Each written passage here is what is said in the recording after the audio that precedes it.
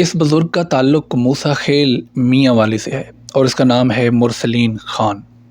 اس کے گھر میں چھوٹا موٹا کوئی جھگڑا ہوا جس کی بنا پر اسی کے گھر میں سے کسی نے پولیس کی ہیلپ لائن 15 پر کال کر دی۔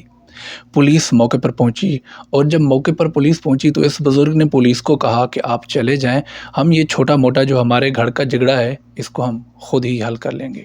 لیکن پولیس طائش میں آ گئی اور اس بزرگ کو کہا کہ اگر آپ نے خود ہی مسئلہ حل کرنا تھا تو ہمیں کیوں بلایا۔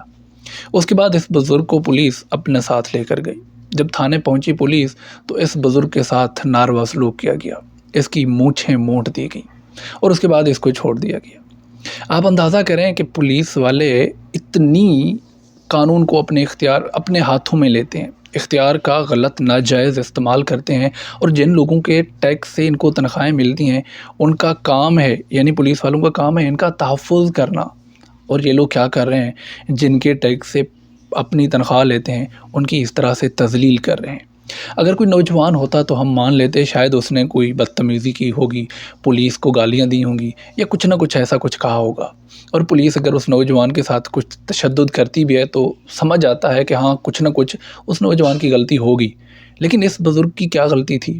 یہی غلطی کہ یہ جو جھگڑا ہے اس کو ہم خود نمٹا لیں گے، یہی غلطی تھی نا اس بزرگ کی، اور اس کی سزا اس بزرگ کو دی گئی۔